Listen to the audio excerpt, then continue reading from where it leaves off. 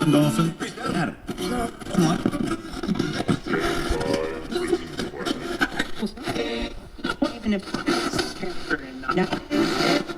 Stand by.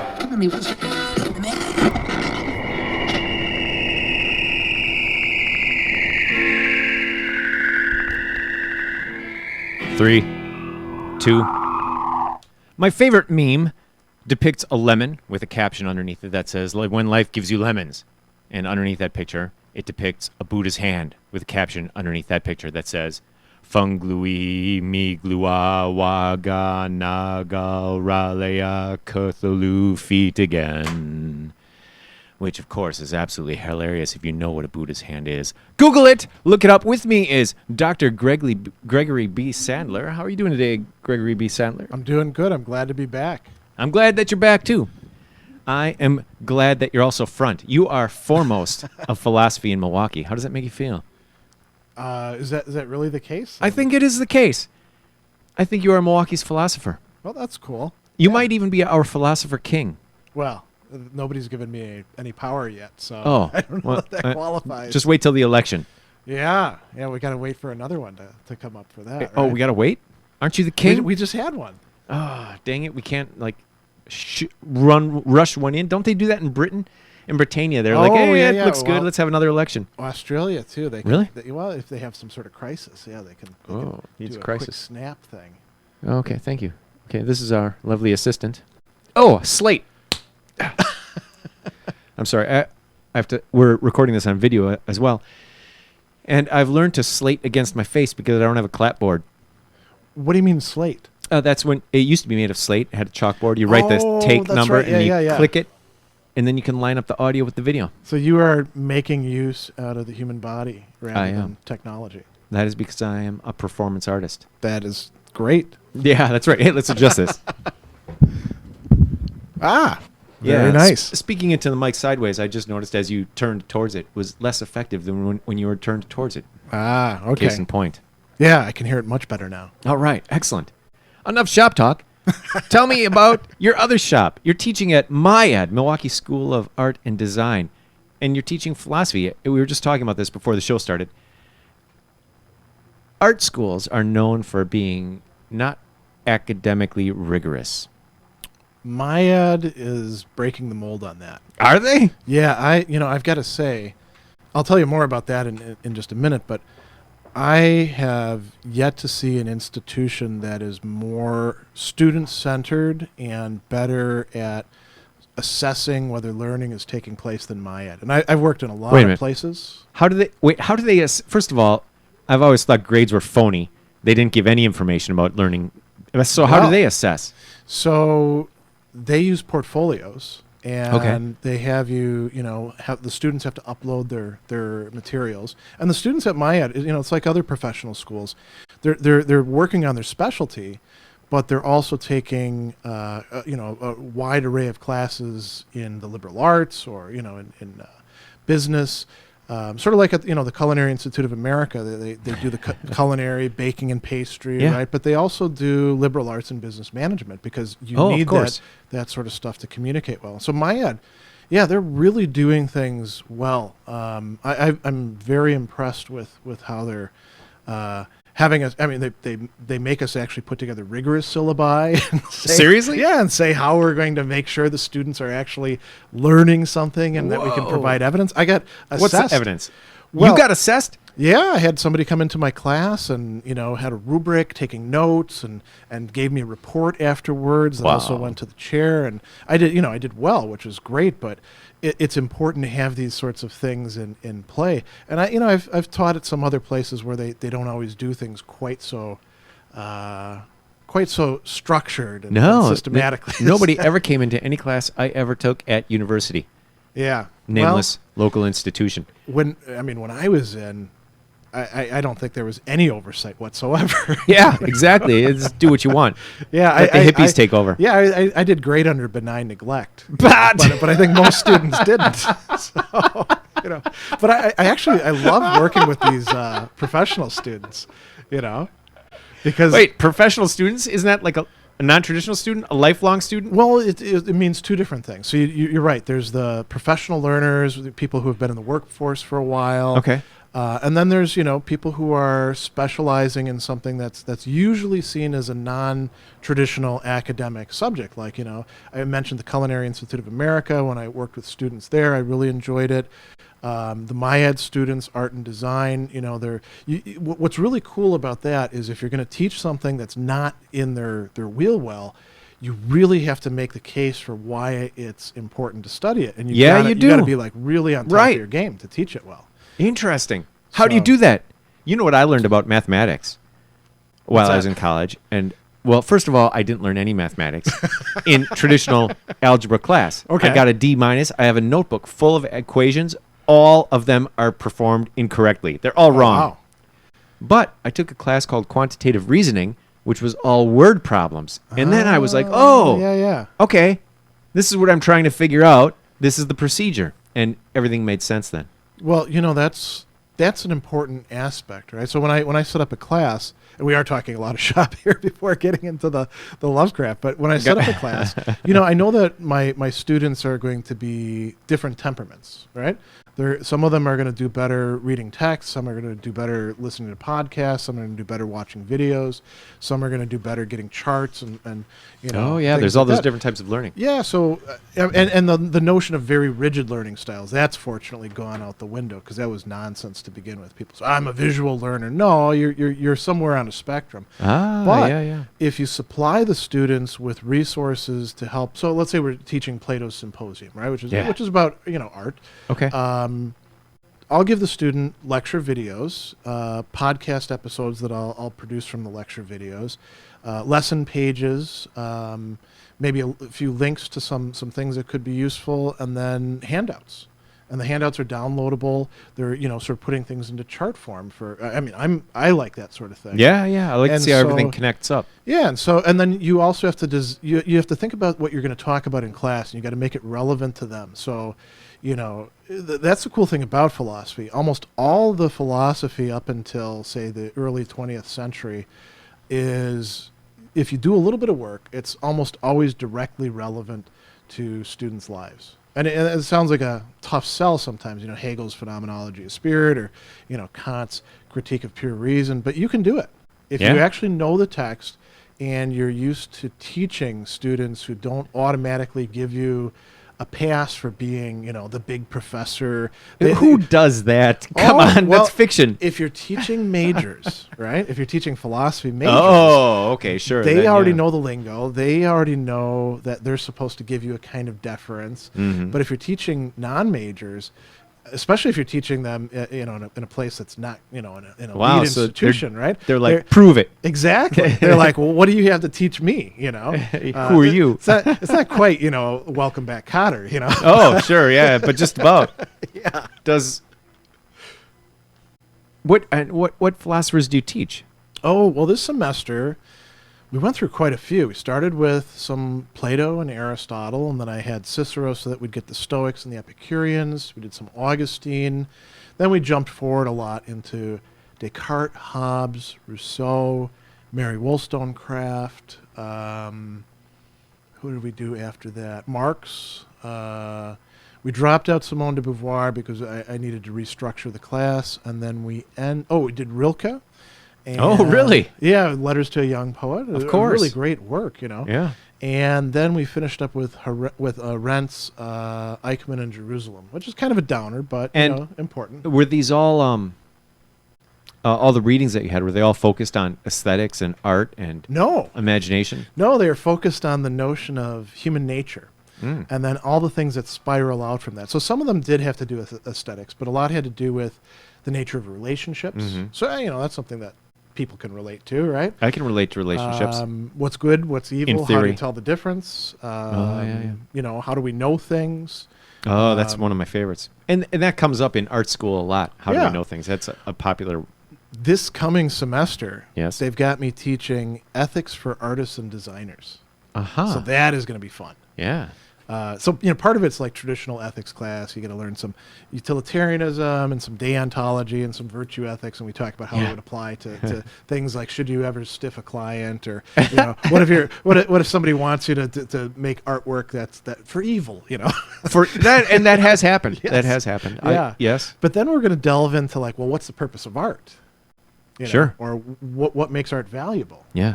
And we'll look at some case studies like the Banksy. Shredding. Yeah.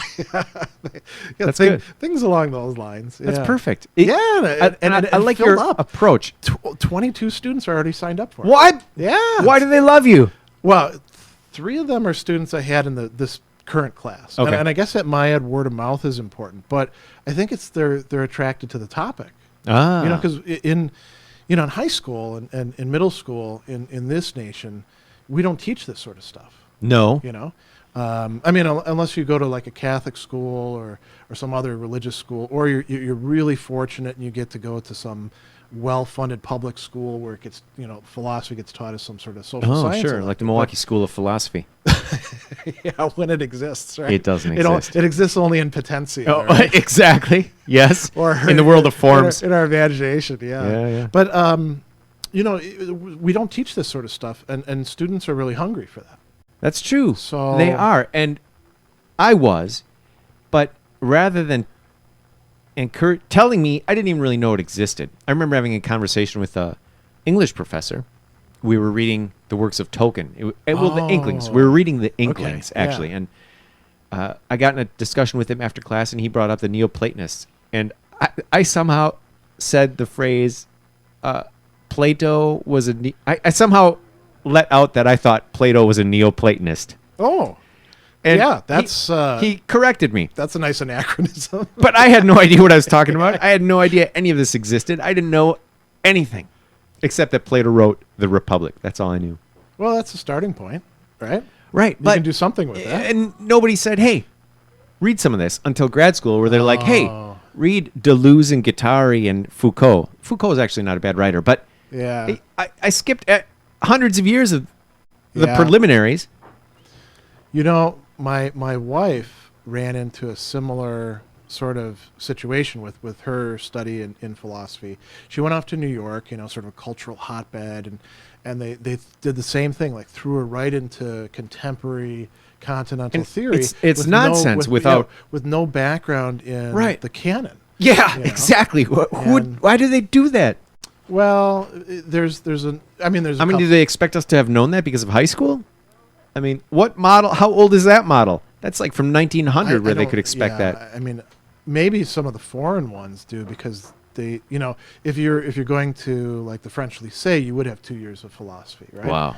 Wow. Or a German gymnasium, but even some of my stuff's been using the Portuguese national curriculum, because 10th and 11th grade they apparently do stuff on Camus, but we don't do that here. So no, we don't. So there's that, and then I think that there's this perception that you can just start with Heidegger and then move on from there. You don't have to read all these previous people. You're kind of contaminating yourself with reading Aristotle or Augustine or the guys who wrote how you actually think.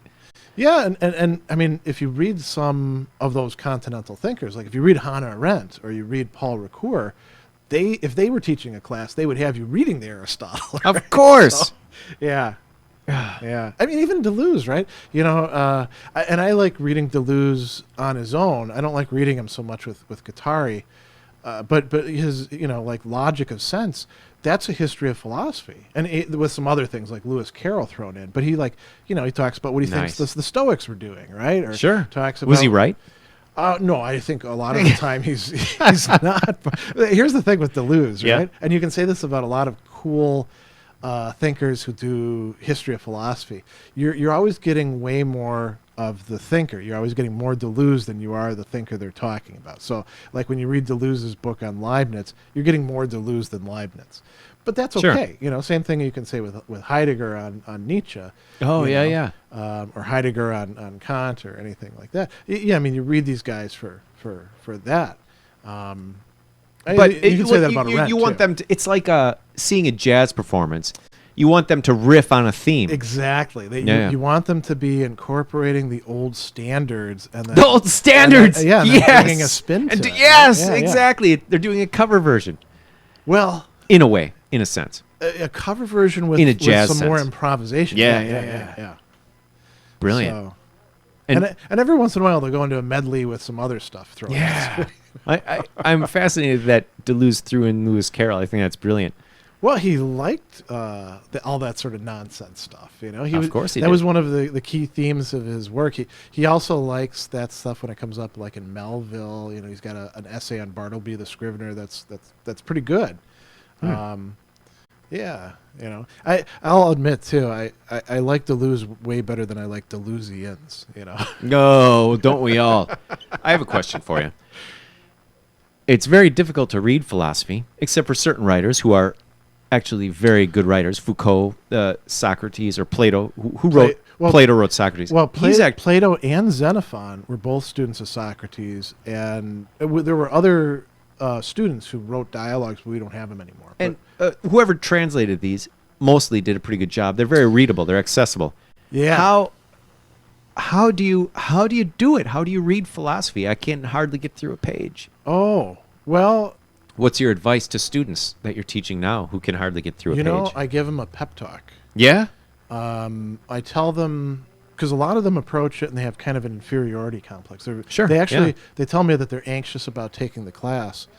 And I'll say, you know, given the proper support and what we're going to do in class, you're up to reading Plato, you're up to reading Descartes, you're up to reading, you know, these thinkers. And I don't expect you to get everything out of it the first time. Because I didn't, you know, and Sure. I've been reading these texts for sometimes 20, 30 years, and I still find stuff that I hadn't seen before. Yeah. Right? So it's okay to only get, you know, 25% of what's going on in the first read and maybe 30% the second read. And, you know, you just keep working at it in an iterative way and you get more out of it. And then, you know, most of the, like I said, most of the ancient, medieval, early modern, even, you know, 19th century philosophy, you can apply it to your life once you understand what the concepts are, once you've cracked the code, so to speak, Yeah. right? Like, you know, somebody like Kant, Immanuel Kant, he's got this jargon that he's using, and it seems like it's impenetrable until you understand what these terms actually mean. But once you've cracked the code, and you've actually gotten past the other obstacle, which is he can't really mean that, can he? Yes, he does. What? You know? like when Kant says morality has nothing to do with your happiness, right? Does he really mean that? Yeah, he really means that. And then you sort of follow things out that way. Once you've cracked that code, then you can start seeing how to connect it up with your own life or your environment or your relationships or your past experiences, and then it starts to mean more, right? For sure. Yeah. Yeah. So would you call philosophy books holy books? Holy. Well, in what sense of holy? In the sense that holy books are books that you read over and over again, and they're always unfolding to you. Oh, yeah. And like you said, they aid your life. I would say yes. That's a good way to put it. And you can't say all philosophy books are like that, because some philosophy books they don't have that depth, you know. Oh, so sure. A lot of the secondary literature stuff that we read. But right? yeah, well, I mean, it's the same thing with secondary Yeah. theological text. Yeah, exactly. Yeah. Except for when the secondary theological text is Winds up becoming Augustine, really great. right? Yeah. So then it becomes a primary text. Yeah. Yeah. So that is, and you know, some of the same techniques were applied from biblical hermeneutics to philosophical hermeneutics. There's that entire movement within continental philosophy. So yeah, they're susceptible of multiple readings, and sometimes you gain more by reading another book by the same author, or their letters. You know. Oh yeah. Because a lot of these philosophers will discuss what they're doing in their works in letters that we still have, and I mean, not so much the ancients. Well, some ancients. Seneca, we have a ton of his letters. Do we? Oh yeah, and Cicero, we've got some of his, and we've got a few of Plato's. We don't have any of Aristotle's, unfortunately. Do you recommend that readers of philosophy focus on one work, one philosopher, or should they skip around? Or should they do the method of Plato talks about so-and-so, so then you go and read so-and-so, and so-and-so talks about somebody? Well, I mean, any of those are legitimate to do. That's another question I get asked a lot. Is okay, what order do I have to read the text Yeah, I mean, in? you could spend your whole life reading only Plato or only Deleuze. You could, but I think that you would be Bored. no. But you would be depriving yourself, given that there's more available. I mean, that sort of thing, that sort of approach made sense when we didn't have that many texts. Because we Right. lost them, right? Like John Dee, who was rumored to have read every book in the world back in 1600. Yeah, I mean, I don't think it would have been possible even then. Oh, you don't think so? No, I mean, there's so much literature. I mean, after the Renaissance and these scholars started combing through these monks' libraries and these monasteries where they'd sort of lost track of what their holdings were. Oh, right. And then recovering all these texts that somebody had copied out at one time or another. No, you wouldn't be able to. You wouldn't be able to read through all the stuff. But I want to. Remember. Well, that's another problem that comes up. I used to get really depressed. Yeah. I would go into our university library when I was a grad student, and I would look at these stacks of books and books and books, and I loved being in the library, but I would, I'd walk through one set of shelves and say, I'm never going to even read this entire the whole shelf, right. Right. Or, and wow. What the hell am I doing? Yeah. Right? I know that pain. This is another problem. You don't know that the stuff that you're picking is really the most important or the best stuff. No, you don't. You have to kind of, take a shot. So, I mean, we have a canon, and the canon is useful as points of reference. So you should read some Plato, and you should read some Aristotle, and you should read Stanley. Stanley who? Stan Lee. Oh, okay. I was thinking Stanley Rosen or Stanley Fish. Well, wow, that was great. Thanks for amplifying my joke. Yeah, no, that's a good point. But start with the canon because it's there for a reason. Yeah, and then, if you don't read everybody, it's okay. And you're going to have to... The other thing I tell people, too, is they're like, well, which book should I read first? And I was like, well, whatever book you read first, you're going to have to reread it later on because you're not going to understand 3/4 of what you're reading. So, it doesn't matter whether you're going to begin with Plato. Do you have to begin with the Apology and then read, the Credo and the Phaedo? No, you could start with the Republic if you wanted to, or you could start with the Meno, or you could start with, some other dialogue, because whatever it is, you're going to have to come back to it. Yeah. And you just sort of start piecing things together. I think it is important to read widely. I will say that. And I think that's one of the problems with a lot of contemporary academic philosophers. They don't read very widely. Because they specialize. Yeah. Because that's what the system encourages you to do. Very much so. Yeah. And, admittedly, some of them are probably a little lazy, too.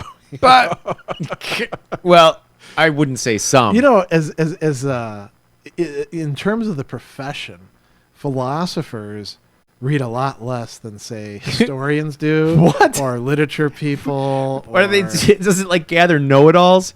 Oh, I read that. Yeah, I know that. Well, so that's kind of an interesting question. I remember when I was in grad school, the philosophers would sometimes, we'd all go out to parties together, people in the humanities. Yeah. And the lit people did not like philosophers because, what? What would happen okay. at like a dinner party would be like, a lit person would bring up some interpretation of a work, and they'd be, and all the lit people would be like, that's really interesting. Have you considered this? And they'd kind of build on it. And the philosophers would be like, I don't think the text says that at all. As a matter of fact, I think you're wrong about this. You're right about this. And the lit people, their jaws would just drop, and it's almost like you were a bad guest. But that's what was encouraged in the philosophy department. Of course, and actually, I think that would be a beautiful discussion. But a lot of people can't handle disagreements. I was just thinking about this the other day. Yeah, actually, true. This morning, the other hour, I was thinking about a time when I saw a movie. Yeah. And we were in the car on the way back discussing the movie. It was The Raid 2. Have you seen The Raid 2? No. Have you seen The I don't Raid? think so. These are action. The Raid is a movie where they storm a building. I might have seen it. Who's in it?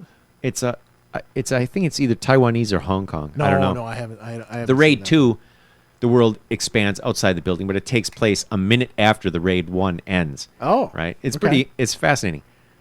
Great action movie. On the way back, we're discussing it, and somebody said something, and I'm like, well, I disagree. I think blah, blah, blah. And instant silence. Yeah. It was over. They never invited me over again. Our friendship was done. You know, it's funny because you can have the opposite where somebody is going to claim that deep down we're really in agreement, you know, and they'll like do whatever they can just What? to not have conflict on the yeah. table, you know, and you're like, no, we disagree about Yeah, this. can't we talk about these I think things? this is good. You think this is bad. Oh, well, you know, it all depends on how you look at it, you know, and you're like, no, you can only push it so far. That's true. Well, I think we disagree to disagree. We often disagree about what our disagreement means, right? That's You know? right. That's why. That's the story of marriage. That's why marriages True. fail. Friendships too, And friendships, yeah. and yeah. business partnerships. Oh, and business partnerships, know? yeah. And employment history, yeah. right? Human interaction, war, Neighbors, right? neighbors. I, Yeah. You know, I agreed that I would lend you the chainsaw for this amount of time, and you know, agreed you'd bring it back. And well, no, I don't remember that conversation. Oh my goodness! I lent somebody a book of poetry. And Oh, never lend books, right? You're never gonna get them back. no, exactly. I asked for it back, and he's like, "No, you never lent that to me."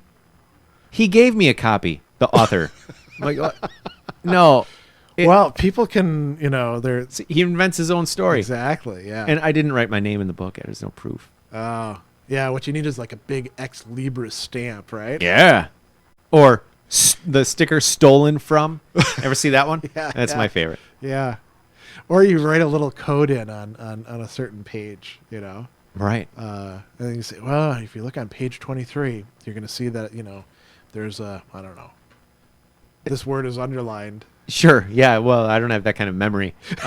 You know. Yeah, it's like having a safe and you forget the combination. Exactly. That's me. That's the story of my life. That's why I don't have combination locks for anything. Really? No. Just key locks. Just key locks. Yeah. Although I have a handful of combination locks, but I forgot the combinations. Yeah. So the reason I called you here today, Oh, yeah. Gregory Sadler, is so that you could enlighten us about the most evil of all philosophers, H.P. Lovecraft. Well, yeah, I suppose you could call him a philosopher in a way. He's like an armchair philosopher of. Well, he's not an evil philosopher as such. He's More a like philosopher of evil. Exactly. He's, Oh, he's- okay. and what's really cool about his works is that our sort of traditional concepts of evil aren't frightening enough for him. You know. Okay, give me an example of a traditional concept of evil. Well, so you know, you think about terrible people that would attack you. You know, let's say cannibals invade, and they're gonna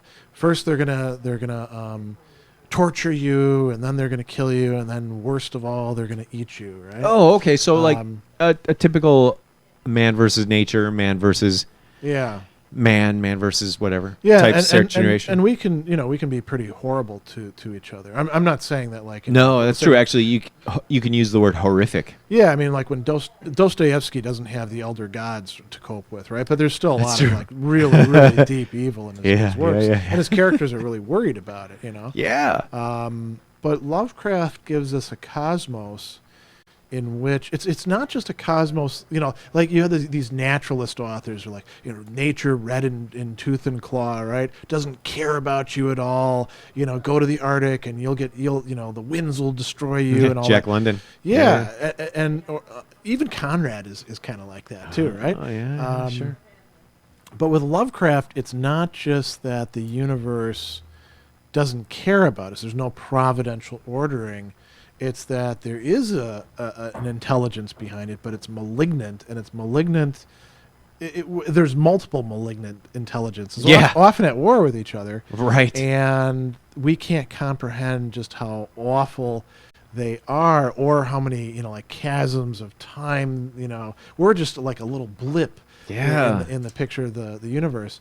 And so I actually brought some quotes here. I mean, you've heard this one before from the Call of Cthulhu, right? Yeah. The most merciful thing in the world, I think, is the inability of the human mind to correlate all its contents. We live on a placid island of ignorance in the midst of black seas of infinity, and it was not meant that we should voyage far. And so that's a great starting point. But then he's writing at a time when he's pointing out that the sciences, which were supposed to yield us an intelligible sort of clockwork universe, what they really show us is things are just totally screwed up. And we don't know what the hell we're doing. So he says, the sciences, each straining in its own direction, have hitherto harmed us little. But someday the piecing together of dissociated knowledge will open up such terrifying vistas of reality and of our frightful position therein, that we shall either go mad from the revelation or flee from the deadly light into the peace and safety of a new dark age. So we would either follow. He's in a way he's very much in line with Nietzsche, right? I mean, Nietzsche is saying, "Oh, you scientists, you think that you're wiping out religion and pushing enlightenment, but you're really just a bunch of priests yourself. You're just as theological."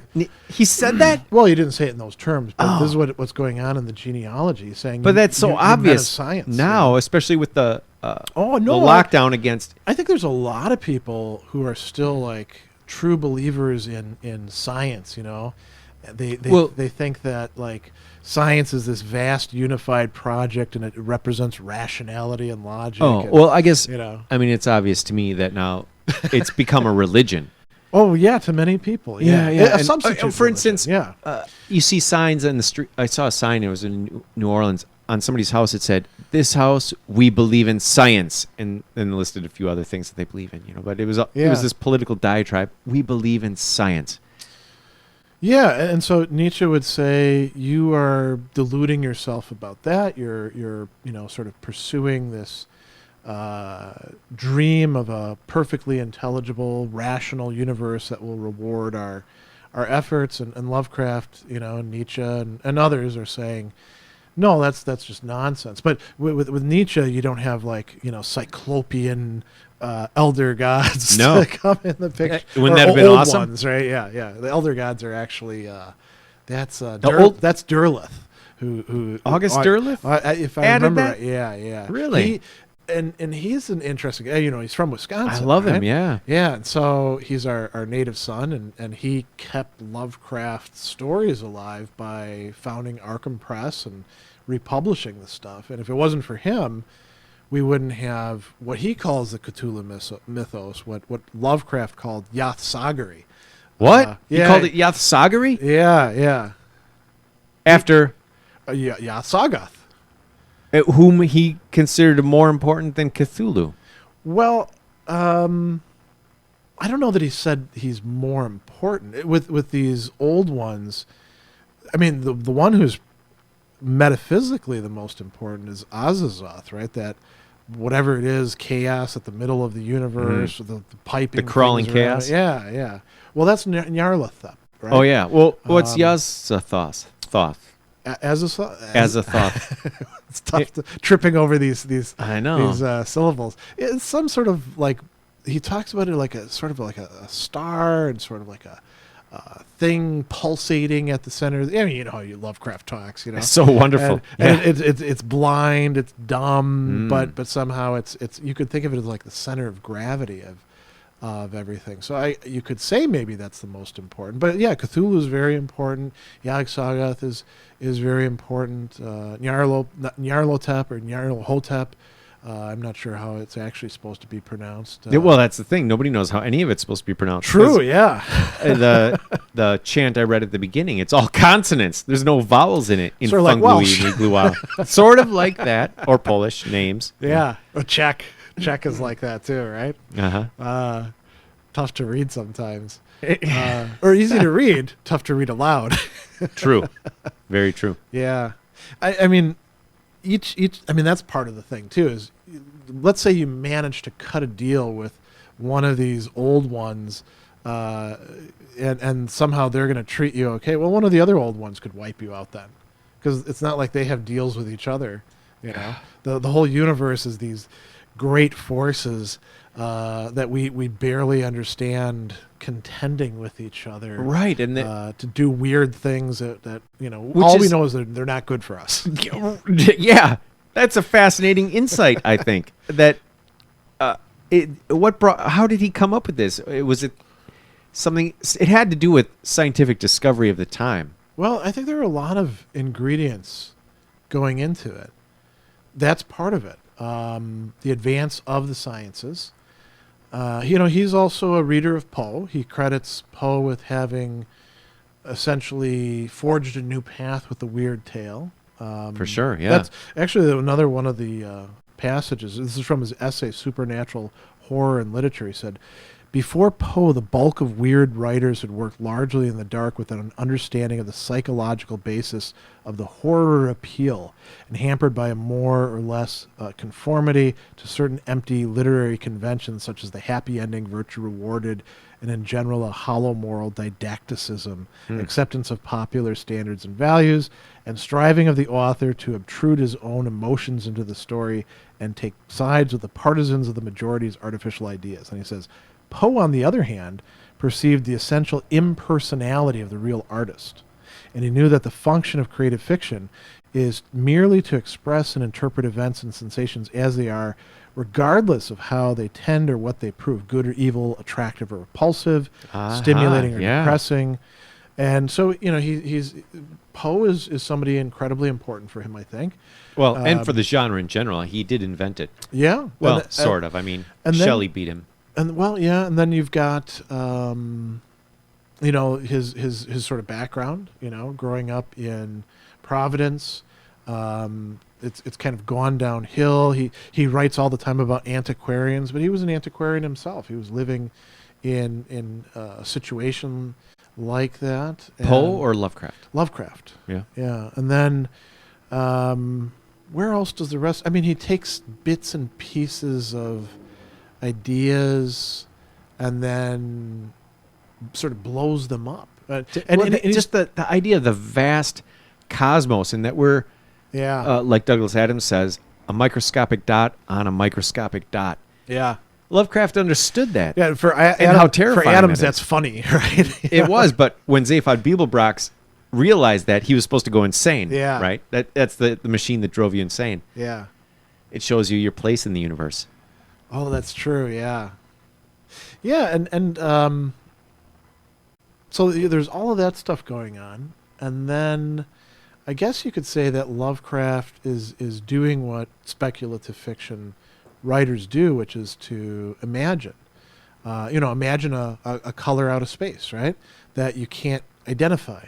So and this is something that's really key to his work. He uses words like unimaginable or unarticulatable or right. And so he's constantly talking about what cannot be said or cannot be represented. But he does a good job in trying to represent it. So we can't imagine. This is something distinctively human. We have this power of negativity. We can imagine beyond what we actually have in front of us. So we can imagine a color that's no color, and Lovecraft does that over and over again. There's also, this is something that we should probably think about. There's also like a heavy strain of racism running through Lovecraft as well, and it was the sort of pseudoscientific racism of the time, like right? phrenology and more like the notion of the Anglo-Saxon as the bearer of civilization. But sure. In Lovecraft stories, the Anglo-Saxon is not going to win. The degenerate races ultimately prove more successful. Well, now that's interesting. Is it because they're degenerate, or is it because we're falsely believing that we are not more degenerate?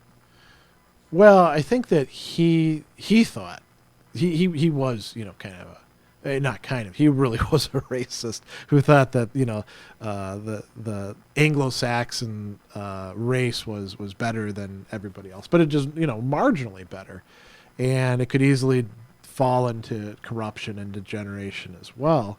But he has something bad to say about just about every other ethnicity you can come across. Sometimes terrible stuff. Yeah. Oh yeah, think about like his depictions of all those immigrants who've moved into places like Providence or New York. The story about Red Hook, for example, right? He definitely was a nativist. Okay. So I think that probably plays some role in.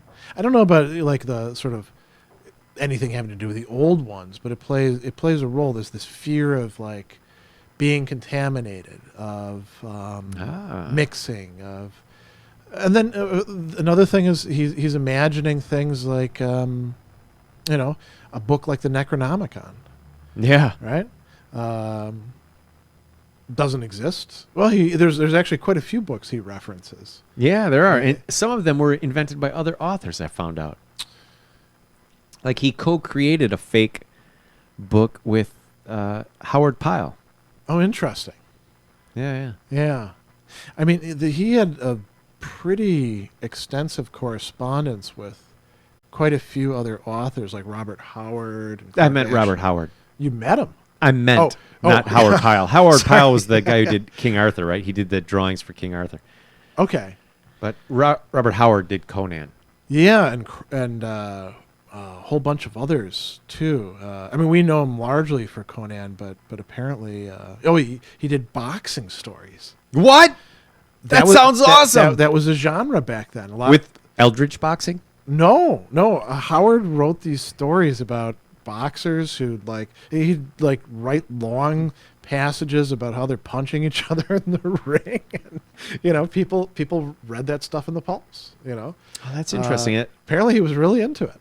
Oh, he was an amateur boxer himself. He learned how to box to fight off bullies, and he grew up in Texas. And he and Lovecraft actually had this big correspondence with each other. Who was younger? Howard? I think he died young. He did. He committed suicide. Oh, yeah? Yeah, shortly after his mother. Well, his mother wasn't quite dead, actually. What? Yeah, his father was a doctor, and Howard was very close to his mother, who suffered from a lot of ailments. And when she was on her way out, he actually asked his dad, if somebody shot himself in the head with a revolver, would that would that kill him? Or is there any chance that it wouldn't kill him? And his dad wasn't thinking. He said, yeah, that'd kill him pretty dead. And his mom was dying, and so he went out in his car and shot himself in the head and killed himself. Right after that conversation? Shortly after it. I mean, his dad must have really been kicking himself after that. But, I mean, if somebody wanted to do themselves in at that time, it was just a matter of time. But Howard and Lovecraft, they would go back and forth as they'd write it into each other's stories. Lovecraft saw what he'd created as sort of a public domain playground for people. I think that's fascinating cool. that he let people do that. Yeah. He was way more successful than a more contemporary author who tried doing that, Michael Moorcock. Moorcock tried doing that with his Cornelius He Chronicles. tried letting people in on that? Well, when he created the Cornelius Chronicles, centering around Jerry Cornelius and his brother Frank, and I forget what his sister's name was. Wait a minute. What came first, the Cornelius Chronicles or Elric? Elric, because I think in the first came first. It did, because in the first Jerry Cornelius book, Elric shows up at one of the parties. That's right. Yeah. No, it's not. I don't think it's the first. I think it's like the third. No, it's the first. Is it really? Yeah. I only read the first one, so that's how I know. Is that the one? No, it's The Condition of Muzak. No, it's it's the one where he combines with the woman. That's right. Okay, that is the first one. Yeah. Starts with like him and his mercenaries trying to attack his brother. The woman is one of them, and and something goes wrong. The brother kills the sister. The final program. The final program. Yeah. Interesting and strange book. It's unusual because all the other Moorcock books I read except for Master of the Air, they're all sword and sorcery. Yeah. In Multiverse, actually, speaking of Michael Moorcock, he's one of the founders of the New Weird. I shouldn't say founders. Okay.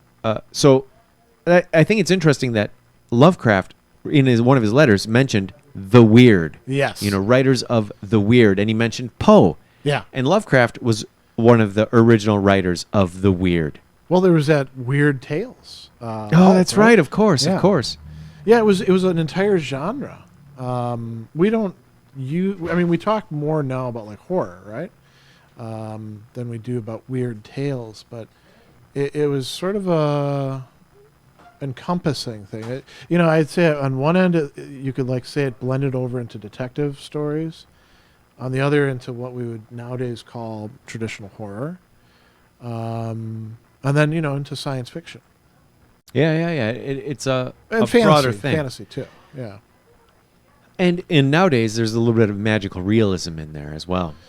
Yeah, I mean, nowadays people talk more about speculative fiction as the super category, and you've got fantasy, sci-fi, horror, science fantasy, magical realism. You do, and the new alternate weird. History, Yeah. new weird. There's even like genres like just Chinese futurism, or things like that. Really? Yeah, I mean things that we don't get that much exposure to. It's part because of translation issues, I think. There's so many great works that I'll never be able to read because they won't be translated. Well, but you wouldn't have the time. We live in an era where not only is there so much content already produced, but there's so much content continually being produced. Oh my goodness! That unless we were immortal, there's no way. It's impossible. Yeah. Even if we were immortal, unless we had everybody stopped for a while, there's no way we could catch up. Yeah, I suppose. Exactly. So if we were immortal, it would just compound that much faster. Yeah. And interesting. I'm reading a book called Nazis, Breakaway Governments, and the Secret Space Program, something like that. It's ostensibly factual, right? But it's all speculation. Oh, right. So these are the people involved in NASA. They were all Nazis, and they did this, and they were seen with these people. Therefore, there's a breakaway space program. And do I look in the back of the book, and the publisher has a list and pictures of. Well, actually, I went to their website of all the books that they're publishing, and there's hundreds of them, hundreds of books of this type. Well, they're easy to write because the basic logic of it is, this could be this way, and this could be this way, and this could be this way. So therefore, this is the case. Right. It's the speculation book. It's easy. It's another genre. It's easy to do. And then you've also got the built-in thing of, well, if people doubt it, well, they got to you. Oh, okay, sure. Yeah, you're brainwashed. Yeah. Excellent. Don't be a sheeple, That's right. But that was part of Lovecraft's message too, wasn't it? In some ways. Don't be food for. Yeah, I mean, I think we're being harvested. In his view, most people are totally out of the know. But the question that's raised there, it's a philosophical question. It's one that actually Descartes raises at a number of points. In some of his works, not just the Meditations, but also his last work, The Passions of the Soul. If reality sucks, if reality is something really terrifying or disgusting or painful, are you better off knowing the truth about it, or are you actually better off like living in comfortable illusions? And so Lovecraft would say most people are living in fairly comfortable illusions. They might not have a comfortable life. They might be starving. They might be working their fingers to the bone for the proverbial man, right? But at least they don't know that the universe hates them, and these old ones are ready to rise up, and nothing that we human beings do matters, right? Yeah. And it's a real question. If you have access to that knowledge, should you pursue it? Well, everybody who does goes insane or dies. That's true. The They cult usually- of Cthulhu, for they instance. usually leave a little, chronicle behind. Right? They do, yeah. It usually ends with, "Here they come." Yeah, exactly. Or the street lights are going out. Yeah, they're not happy endings. No. Yeah, Yeah. and So are there any happy? the universe is against you, in and so is your Lovecraft? fellow man, because there's a cult, a conspiracy to bring the destruction about, and you can't stop it. August Derleth nuked R'lyeh. R'lyeh is, of course, the ancient city where Cthulhu is asleep, and it rises from the ocean every once in a while. Derleth wanted to have a cosmic balance, so he introduces these more benign elder gods who are going to somehow counterbalance the old ones and elder things. I can't believe he did it. That's like well, so impure. That's polluting the concept. yeah. So Derleth is kind of an equivocal character, right? On the one hand, he keeps Lovecraft alive after Lovecraft's death by resuscitating his works. He's the and, reanimator. yeah, bundling them together and offering them. And he writes quite a few things in his what he terms the Cthulhu mythos, but the things that he writes are deforming it by trying to not sanitize it, but to try to make it more palatable, to give it some hope. Yeah, is it just because it's giving you is it hope, really yeah. that offensive to have a story that's that dark? I don't think it's offensive. I think it's actually realistic. I think Lovecraft is true stories. Well, metaphorically. I don't think we joke about Cthulhu for president, but there could that was be- a joke. yeah. Oh, well, I wrote that in, Oh, you did? and he won. Deep down inside. somehow. Life is pretty dark, right? And in the end, you can't win. You can't win life, no matter what you do. So it's better just to forget about it. Unless you're the Dalai Lama, then he says meditate on your death. Well, he'll get they get reincarnations, so you get multiple shots, right? Although the goal is to quit doing that. Yeah, that doesn't make any sense to me. Well, if you think about, imagine what it would be like to go through life after life after life after life, and for it to be just the same old, however good it is, it always winds up being the same old bullshit over and over and over again, Okay, right? sure, yeah. I can see where you that go would get around boring. a couple thousand times, Yeah. you'd want to get off the wheel. Okay. So I think that makes good sense. The question is, well, what do you get off the wheel to? Yeah, You I mean, know. is it just nothingness? I mean, that's Different what they tout. conceptions Yeah. of what nirvana would be from different schools of Buddhism, or what moksha would be in Hinduism. What do you think Lovecraft would say it is? Oh, I think he probably just dismissed all that stuff. Oh, okay, that's not even. Yeah. He'd just say, "Shut up." I mean, he has characters who there is a sort of reincarnation going on in some of the stories, but it's always because some life force has survived, and it's almost always malevolent, and it takes over, somebody's daughter or son or great grandson, and pushes the original personality out, Yeah. and then uses them just as a vessel. So reincarnation is almost like a Possession. yeah, or a malign takeover, because sometimes they're stuck there inside too, right? What? So they take over. The original the person. Oh, whose and the person body is like trapped inside, yeah, just helpless inside, yeah, just observing. which would that would suck. Yeah, that would be bad. Yeah, I remember, and I think it might be the Shadow over Innsmouth. There's this mention that Lovecraft has of these New Englanders who believe in the Christian God, and they've got this sort of dour view, and he treats them as if they're just these benighted savages who have no idea what's really going on, but at least they stay out of trouble, because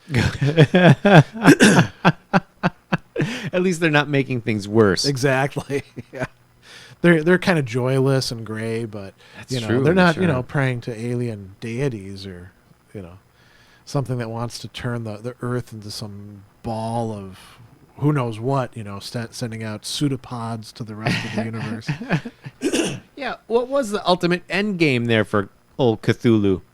Who knows? That's part of the terror. Yeah. I mean, the funny thing is that there's other beings fighting against Cthulhu and his brood, Yeah.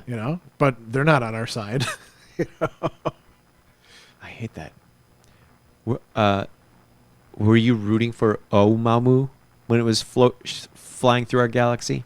I had no idea what to make of it. I mean, it reminded me more of Clark's Rendezvous with Rama than anything else. Oh, yeah. But I heard we don't have any idea what it was. No, we don't have nothing. That's the other thing. Yeah, you know why? Because we don't. That's not a priority for us. What if it was a priority? We would have figured it out. We only had a handful of days, right? We might have, we might have known more if we were actually, I was talking with my students about this in class, and you might get a kick out of this. So I was saying, imagine like an alien race came here to our world, and they're like, oh wow, they've, look at what they're doing. They've discovered nuclear power, and they have the internet. Now they're all connected together, and they've got all these great computers, and they're making all these advances. And then, they look at the content of what we're doing. And they'd be like, so they mostly use this massive tool for copulation, depictions of that, i.e. porn, or for gaming. Yeah. That's where like most of our brain power is going into, rather than like figuring out. I mean, we talk about, well, we're going to go to Mars.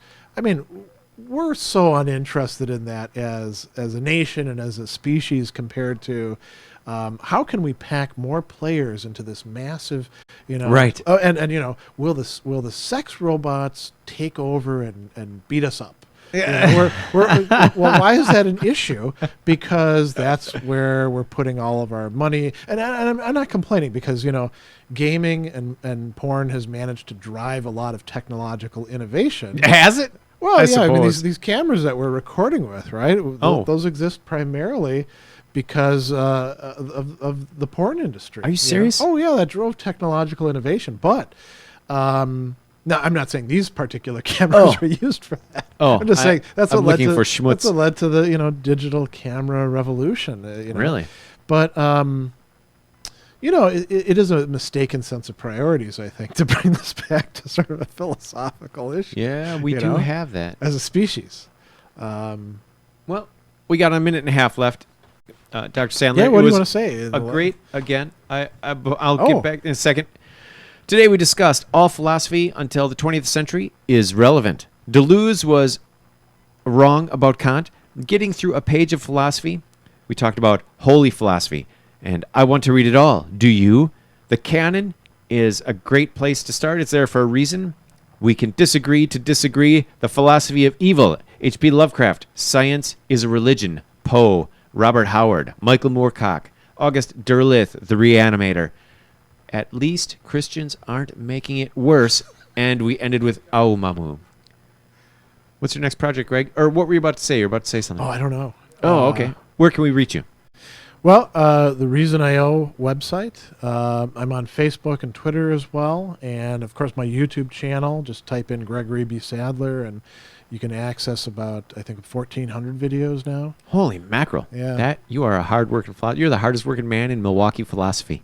That's a pretty small category. You're the hardest-working man in Wisconsin philosophy. No. I'm good with Milwaukee philosophy. Oh, okay, okay. You'd be king of the small hill. Exactly. All right. And we are signing off.